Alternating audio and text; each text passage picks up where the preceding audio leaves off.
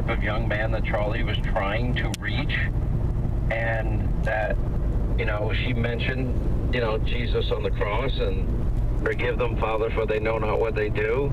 And she said, and I forgive him. I'm not sure. And I believe every word of that was sincere, and she put every bit of thought into it, and she knew that her faith commanded her to go there, and that she was able to pull that off, where I think a lot of people might not have been able to pull that off and mean it and be sincere in all of it. I think some people do horrible things that are very unforgivable in many ways, but that's not what and this, by the way, it does raise a bigger discussion. It's not what I planned to talk about at this show. And you know what I want you to ask Kristen to do for us, for this family, and I know you'll take care of that right away. And I'm so sorry to this father, and our prayers are with him and his family and this precious little girl, taken way too young. And, and maybe it's a reminder, all these instances when we lose people in our lives, it's a reminder that every single solitary day in your life is a gift, and don't take it for granted and don't waste it. And, and that maybe dovetails into what I was beginning to talk about before I was going to get to my monologue in the news of the day.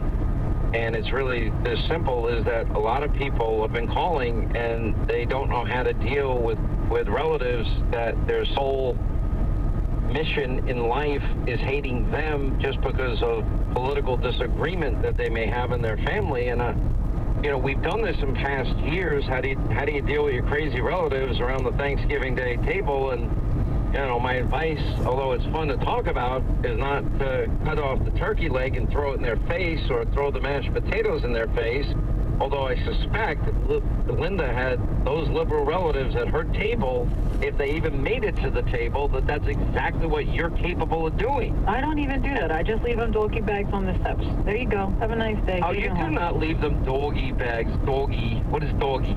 You don't leave them doggy bags on the steps. So you cook the turkey, you put turkey stuffing and cranberries, whatever it is. I don't do any of that. What are you putting in your turkey? What's wrong with you?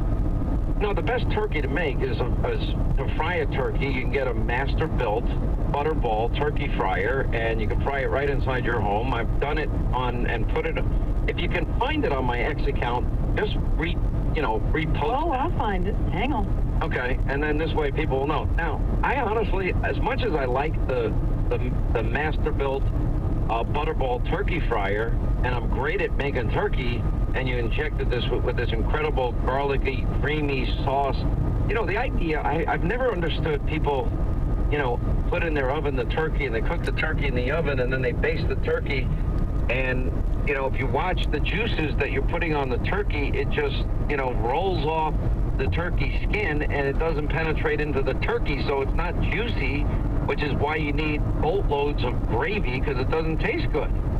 And everybody that listens to this program, or if you have listened, you know that I love to cook. But I decided this year that I'd rather have my favorite meal, which is tomahawk bone-in ribeye. And that's what I'm going to make for my family. Is that a bad thing? Not at all. I'm a big believer in freedom of choice. But when I had that father call in this week, a lot of people commented to me on this and my advice to him. And he's upset. I believe it was his own son that he wants to have a relationship with, but because of politics, they don't have a relationship anymore. And even earlier in the week, we had a guy call in about his wife, and they're getting a divorce, and it's all over politics. And I'm like, why don't you guys just come up with an agreement not to talk about politics, period, end of sentence. So, but it's going to be challenging for some of you, because there are going to be people that come to your house for Thanksgiving loaded to bear, and they're going to want to pick that fight.